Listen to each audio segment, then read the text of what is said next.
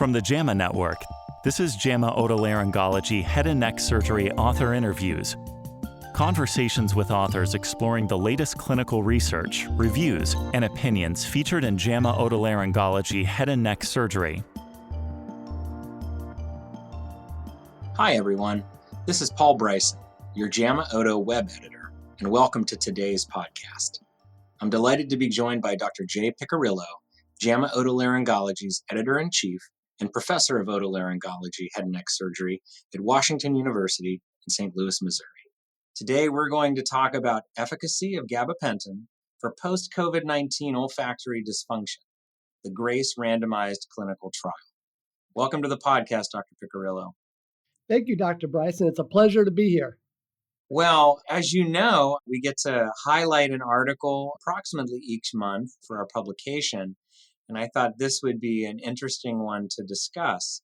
If you'd be so kind, do you mind just sharing with the listener what prompted this project? Maybe give us a little introduction into, the inspiration for the study and a little bit of background on why gabapentin. Sure. Well, as we all know, COVID-19 has associated with it a large amount of patients who complain of anosmia. For the most part, it's short-term and their sense of smell returns after the viral episode passes. But as we're also aware, that doesn't happen for everybody. And we see a large number of patients who have persistent long-term chronic anosmia. And so over the last two and a half years in our outcomes office here at WashU in St. Louis, we've been focusing on different aspects of COVID-related anosmia, creating new patient-reported outcome measures, looking at interventions. And so today's discussion is about our GRACE trial, or the gabapentin trial for COVID-related anosmia. We picked gabapentin because of its ability to modify neurotransmitters and to affect central nervous system in a way that's been found helpful for chronic pain and other disorders that we thought could lead to a benefit for COVID anosmia. So it's this role in neurosynaptic transmission of gabapentin that we found intriguing. There has been only one prior study that looked at the use of gabapentin in COVID-related anosmia, so it's a relatively understudied area. We chose a double-blind randomized clinical trial because we thought that would be the best way to, assess efficacy. And so we were fortunate to be able to recruit a sufficient number of patients who were willing to be randomized either to the gabapentin or to the placebo. And gabapentin has that unique property that it needs to be titrated. So that created a little bit more of a confusion and complication in running this trial. So we had a titration phase and then a fixed dose phase, and then the taper phase, because gabapentin also cannot just be cold turkey stopped at the end. So those are some of the challenges. Yeah, no, thanks for sharing that. And I really applaud the group's effort to try and execute a randomized, blinded clinical trial. That's one thing, particularly in otolaryngology, they're difficult to execute. Any barriers to enrollment or any lessons learned, from your institutional review board having now executed the trial? I want to get into the results and some of that, but, just for the listener who might be thinking of similar things in their own organizations, what were some of the feedback or barriers or challenges that you had to overcome to get the trial off the ground? I think the main challenge was the concern about the adverse effects of gabapentin. Not to get down into the weeds, but we were titrating people up to 3,600 milligrams a day of gabapentin. So that's a large amount. Now, I have experience running a clinical trial with that same titration schedule, same fixed dose at 3,600 milligrams a day for tinnitus several years ago. And I was surprised at the number of patients who could tolerate it. Not everybody. And as you'll see in this study, we did have a number of patients who were unable to get up to 3,600 or even dropped out of the study. But that, I guess, would probably be the biggest concern our institutional review board had. With regards to patients willing to participate, we really didn't have that much difficulty recruiting. The placebo aspect of it, there are no really effective treatments for COVID-related anosmia. So the patients were more than willing to participate in this trial, mainly from an altruistic perspective. I mean, they wanted to contribute their outcome to the body of knowledge about this really new and challenging COVID-related anosmia situation. Yeah, it's really amazing, how patients, one, they want some help and some treatment, but then also that altruism that you mentioned. It's really great. I had a question about with gabapentin being sort of FDA approved for one thing, did you need to get an investigational new drug approval for that through the FDA, or did it kind of meet the exemption criteria? Right. We did not have to get an IND. It met the exemption criteria. Yeah, that sounds like that's quite a bit easier than to do the trial. So, Absolutely. yeah. Well, thank you for sharing that. So let's get into the results a little bit. What did you find? What did you see? And yeah. So we were gathering both patient-reported outcome measures about how the patient perceived their change in sense of smell, as well as objective measures. And our objective test was the University of Pennsylvania Smell Identification Test. But our primary outcome measure was a global rating of improvement. We asked patients to tell us overall, how would you rate your change in sense of smell?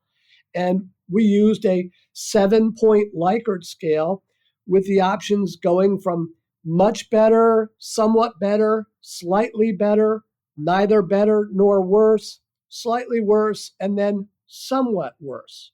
So at the end of their drug participation, after the 8 weeks of fixed dose and then the 2-week taper, patients were asked to rate their overall improvement. And those patients who rated their improvement in sense of smell as much better, somewhat better, or slightly better were classified as responders. So what we really looked at were the percent of responders in the two groups, the placebo group and the gabapentin group. And what we found was that 44% of the gabapentin group and 46% in the placebo group reported being responders. So really, no difference. And then likewise, with all of our other secondary outcome measures, including the odor questionnaire, which is a patient-reported outcome measure for patients with anosmia, there was no difference in the odor questionnaire score between those patients randomized to the gabapentin versus those patients randomized to placebo. And on the UPSED, the University of Pennsylvania Smell Identification Test, again, there was no difference. And then we used more complex statistical analyses, a mixed model analysis, if you will, and that too showed no difference. So, the bottom line is that this gabapentin is not effective for COVID-related anosmia. Yeah, it's pretty interesting, right? The rates in both groups, you would classify it as a negative study, but still very interesting, right? Way more people in a placebo group had a response, a meaningful response on placebo. And did anybody go backwards in their quality of life at the conclusion of the treatment period? I don't think there was any meaningful difference after that 2-week taper down period. So, no, I would say not, Paul. And so the benefits that were gathered from both treatment and non-treatment groups were then maintained at the conclusion of the study. Basically, that's correct. Now, we didn't follow people any further than that. So, 1 month, 3 months, 6 months, we did not do that. Okay. You indicated interest in the placebo group responders, and that is interesting. 12 of the 26 participants who were given a placebo had, a meaningful improvement. And is that pretty consistent with other placebo effects that one might find in these types of trials? Or how does that fit into other randomized drug trials? That's very much consistent with other trials. And we did a study of olfactory training and had a control group. And there again, about 35% of the control group participants reported clinically meaningful improvement in their sense of smell, even though they were doing nothing differently during the 12 weeks of the olfactory training trial. These were people who wanted to join the olfactory training trial, but basically called too late, and our recruitment was done. So we asked if they'd be willing to do nothing for the next 12 weeks and serve as a control group. And about 45 of them said yes. So it was a wonderful control group. So yes, Paul, there's a significant number of people who don't do anything that get better. And that kind of leads to the saying that some of these interventions may be valuable because they keep people busy until Mother Nature does her thing. So some patients will get better on their own, that's for sure. Yeah, it's just interesting. It's a nice learning opportunity on the design front, on the conclusions front. And, as you look ahead, I guess, what would be the take homes that you would want to emphasize from this study? And, you do a ton of outcomes research in your program there. What are some other things that, are there any extensions on this GRACE trial? Are there any new variants on the GRACE trial that you're able to share with the listener?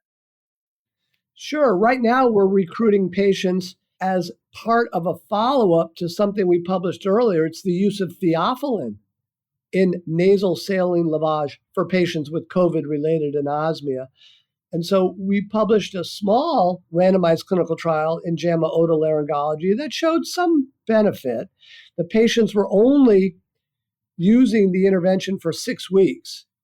And so some critiques of that work was that maybe longer duration, like 12 weeks of theophylline nasal saline lavage, will make a difference. So we are currently conducting that trial where patients are randomized to either theophylline in a nasal lavage or placebo for COVID-related anosmia, and they'll be doing that for 12 weeks. We're also looking at the use of stellate ganglion block as a treatment. And we're about to begin a randomized clinical trial where people will get either a real block with lidocaine or a block with saline, a placebo block. And that's been challenging because, as you know, with the stellate ganglion block, you get a Horner syndrome and you get some things that could unblind the patient. So my team and I, and Dr. Farrell and Dr. Kroc in particular, and Dr. Calgeri, we've been thinking about how to mimic what a Horner's might look like, or how to cover the patient's eye for an hour or two so they don't try to see if they got the Horner's. And I think we figured that one out. So we're about to begin that randomized clinical trial of stellate ganglion block for parosmia, quite frankly. We haven't spoken about that yet, but I'm sure most of the listeners will know parosmia is also a major problem for the COVID-related anosmia patient. So to those who aren't familiar, you might not realize that something could be worse than not being able to smell, and that's to have a distortion of smell. And so those patients are particularly bothered, and we think those patients might actually be more likely to derive benefit from a stellate ganglion block. So we plan to enroll patients with anosmia as well as patients with parosmia. That'll be a very important contribution. It's so interesting to see the evolution of these studies, and to be able to do it in a randomized, blinded, controlled fashion will be very important. Well, as we conclude today, Dr. Piccirillo, I wanted to thank you for your time. I'm excited for these future trials, both with theophylline and with the stellate ganglion block. And it's my understanding that for the stellate ganglion block, that this would be a national recruitment. So if there are any providers listening that have patients with this complaint, they can likely find information on trial recruitment on clinicaltrials.gov. Is that correct? That is correct, and we'd appreciate any referrals. Well, thanks for your time today. Really enjoyed having you on the podcast. Thank you, Dr. Bryson. Enjoyed sharing my study with your readership. This episode was produced by Daniel Musisi at the JAMA Network. To follow this and other JAMA Network podcasts, please visit us online at jamanetworkaudio.com. Thanks for listening.